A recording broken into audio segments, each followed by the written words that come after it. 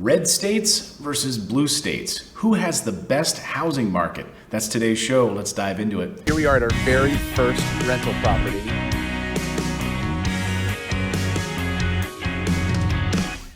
Hey everyone, I'm Clayton Morris, longtime real estate investor, founder of Morris Invest, which is a company that helps you invest in real estate.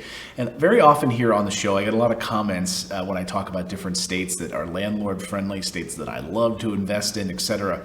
And people will always leave a comment that says, well, that's a typical red state for you. Or if I, bashing California, they'll say that's because it's a blue state. Well, now we actually have some data that shows us who have the best housing markets in the country. And when I say best, what the company Veros found in their data and analytics is that this breaks down along basically state lines, party lines. Red, blue. There's a clear distinction here. So leave your politics at the door. This isn't any kind of bashing of different parties and anything like that. But it does point to where populations are leaving. Certain states where populations are just getting out, where you have high taxes, where you have inhospitable job growth for businesses. I mean, there's clear points here. So, try to watch this video with an open mind depending on where you are politically. And I'm not going to tell you either way how to feel about it. I'm just going to give you the data and you can ruminate on it a little bit. Okay, so let's talk about the different metrics that they're looking at here. Number one, they're looking at appreciation. So they're looking at the different housing markets across the country and seeing what is appreciating nicely. And it turns out some of the red states are seeing almost a whole point higher than the blue states for appreciation. Now, typically you're getting around a 3% appreciation or so. In some of these red states, you're seeing over 4% appreciation in some of these different housing markets. A couple of other big things that are at play here with the most recent data is what's known as out-migration, people leaving states in droves because of high taxes. Now, of course, when we had the tax cuts and the new jobs program that rolled through under President Trump, some of these high-tax states like New Jersey and New York and others were getting hit hard because they were not able to claim anything higher than $10,000 on their taxes. It was capped at $10,000. Well, I've got news for you. In states like New Jersey, I know our taxes in New Jersey, one of the most expensive tax counties in the country where we used to live, was $17,000 a year for property taxes. So if you're only allowed to cap of $10,000 that you're able to claim and deal with on your taxes, why would I eat that other $7,000? I'm just going to move, right? I'm just going to get out. So I'm no longer in New Jersey. I sold my house a while ago. I am not there, one of the highest tax states in the country. But so many other people leaving these high tax states in favor of more favorable tax areas. So let's go through some of the states that made the list here. Let's start at the bottom. I'm just going to throw this out there. Who do you think the bottom 5 states, who do you think they are? Blue states, red states. What do you think on the bottom? I'm talking highest taxes, lowest appreciation, and most expensive to live. What would you say? Yeah, you're right. Blue states. So let's go through the bottom 5 states here. Let's start with Vermont.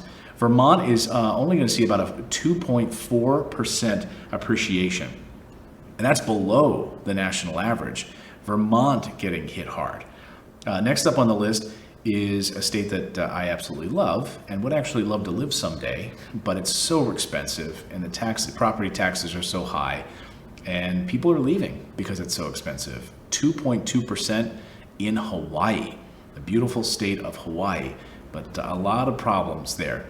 Another state where I used to live, I used to work in Midtown Manhattan, but they get you on so many different levels with taxes, is New York.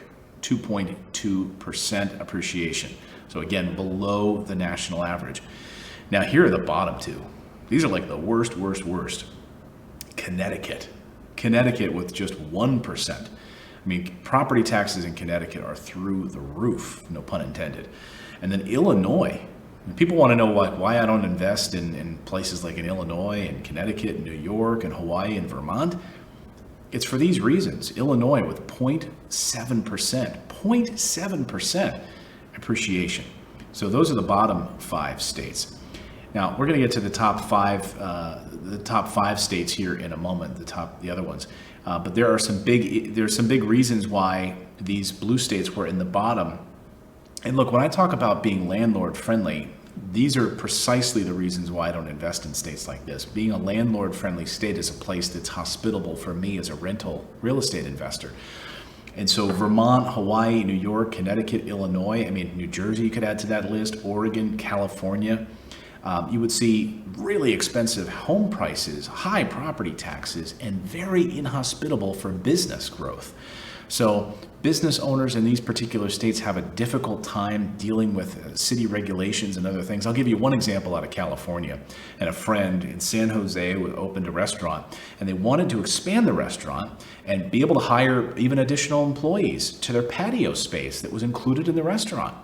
And to get city approval, they had to build a handicap ramp to the outside patio area. It was going to be a fun outside bar area where they would serve food and everything else, expanding the restaurant, more city taxes, more employment in that particular neighborhood.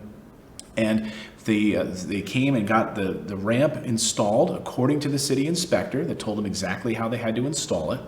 Once they installed it, and it cost them a lot of money, the city inspector came back, another city inspector came back and said, no, this is wrong, it needs to be over there.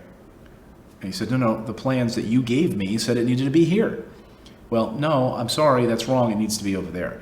So instead, they couldn't afford the $100,000 it was going to take to redo the whole thing. They just didn't open it. They just didn't open the outside restaurant. Fewer employment, less city taxes for people eating there, for sales tax on the food. I mean, this is the kind of bureaucracy you're dealing with in some of these blue states, in some of these high-cost blue states. That's just the bottom line. And the outmigration with people leaving like crazy. So we used to do these pattern recognition software programs on the old show that I used to work on, and you would see the lines from California, New York, New Jersey, going down to these red states, Texas, Florida, and otherwise, because of taxes, because of weather is also a factor. But the regulation, the high taxes, the dense population, and the non-incentives to want to live there anymore.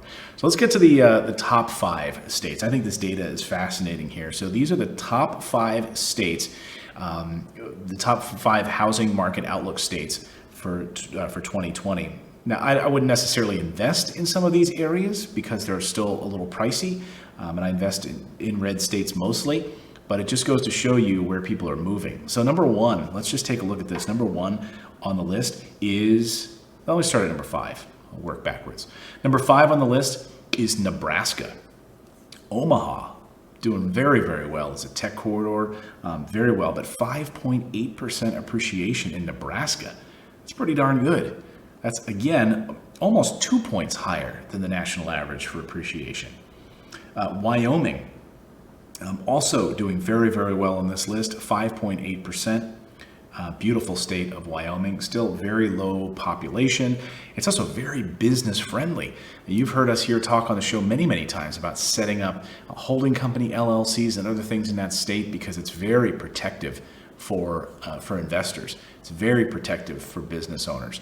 So Wyoming is one of the top states for business development. I mean, again, it's amazing to think, right? When a state is pro-business, lower taxes, friendlier for that environment, you're going to have more people moving there. You're going to see property values increase and higher demand in those areas. And my God, Wyoming is one of the most beautiful states in the country.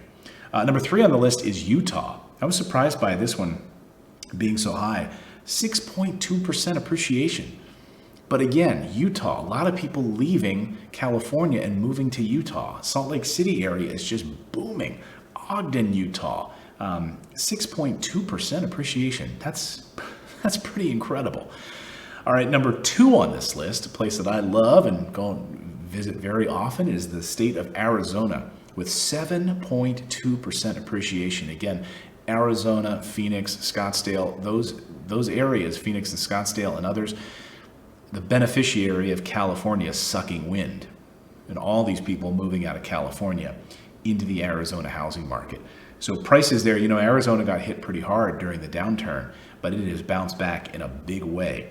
So 7.2%. And of course, you remember Jerry Norton, a friend of the show who's been on here multiple times. Jerry lives in Arizona and does quite a bit of work in that area, house flipping. So it is a hot, hot market. So good on you, Jerry. You're in the right place. And number one on the list, I've done a lot of videos here on this, talked quite extensively about the state of Idaho and the amount of time that I've spent in Boise, Idaho, analyzing that market. Again, it's not an area that I would invest in because the prices to me they're out of whack with return on investment, ROI, but it is one of the hottest housing areas in the entire country. So much so that they've actually, there's people that live in Idaho, they're from Idaho, that actually have bumper stickers that say, build a wall between us and California, because so many Californians are coming to Idaho. Boise, particularly, is one of the hottest housing markets in the country, but 9.3% appreciation in Idaho in general. The houses there, a few years ago were selling for $300,000 in the Boise area, selling for $550,000 now, the exact same house. That's the type of appreciation that you're seeing in that market. So there you go. There are the top 5 red state housing markets in the country and how they're just crushing those blue states right now. I said at the beginning, I really want to get into politics here, but it is these policies that are driving this. So when you've got inhospitable business climate, you've got state and local taxes going through the roof, non-business friendly environments, so businesses don't want to move there. They'd rather move to Tennessee and Texas and these other states that want to be able to do business there, getting tax incentives to do it. It's a clear sign that maybe somebody in government needs to start making some changes, because you're losing population big time. These states' population growth, it's declining significantly. So everyone's moving out of those states. Better pay attention, politicians, or you get your head examined. So that's a little behind the scenes today of some data that I was just playing with and looking at some of the hottest housing markets, red states, blue states, just in time for the election. I'd love to hear your thoughts. Drop a comment below and let me know your thoughts on red states versus blue states. Do you agree with this data or not? We'll see you next time, everyone.